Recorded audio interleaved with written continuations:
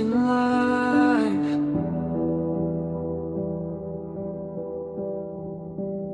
This means everlasting life.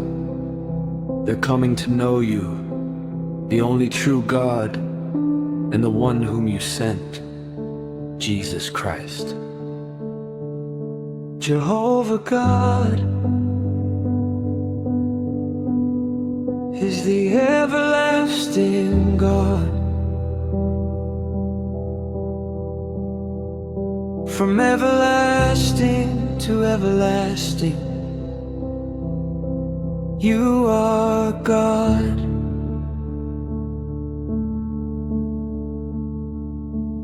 I have loved you with an everlasting love.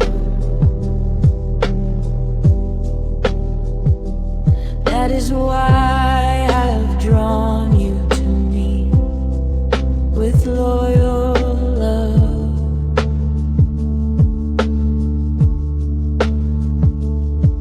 His kingdom is an everlasting kingdom, and his rulership is for generation after generation. Now look, someone came up to him and said, "Teacher, what good must I do to gain everlasting life?"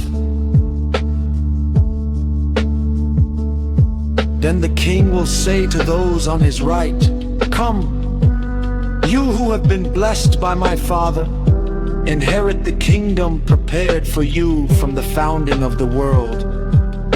For I became hungry and you gave me something to eat. I was thirsty and you gave me something to drink. I was a stranger and you received me hospitably, naked and you clothed me. I fell sick and you looked after me. I was in prison and you visited me." Then the righteous ones will answer him with the words, "Lord, when did we see you hungry and feed you, or thirsty and give you something to drink? When did we see you a stranger and receive you hospitably, or naked and clothe you? When did we see you sick or in prison and visit you?"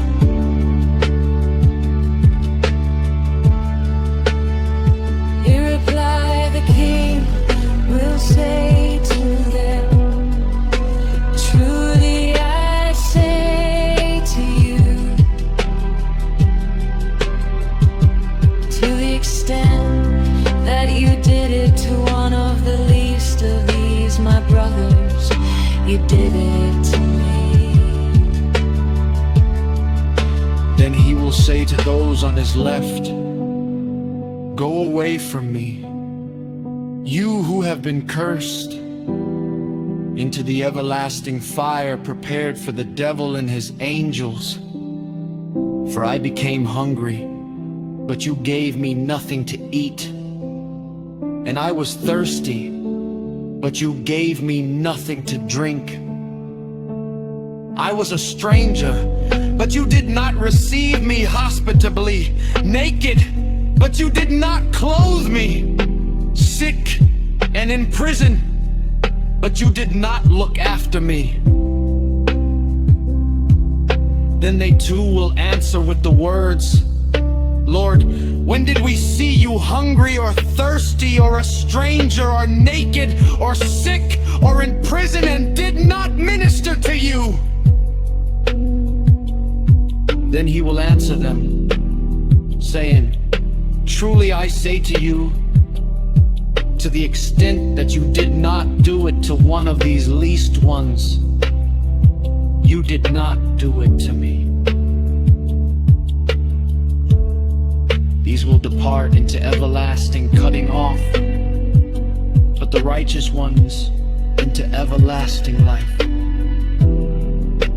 For Jehovah God loved the world so much that he gave his only begotten Son, Jesus, so that everyone exercising faith in him might not be destroyed but have everlasting life. For God did not send his Son into the world for him to judge the world, but for the world to be saved through him. Whoever exercises faith in him is not to be judged. Whoever does not exercise faith has been judged already, because he has not exercised faith in the name of the only begotten Son of God. Faith without works is dead. Now this is the basis for judgment, that the light has come into the world, but men have loved the darkness rather than the light, for their works were wicked. For whoever practices vile things hates the light and does not come to the light, so that his works may not be reproved.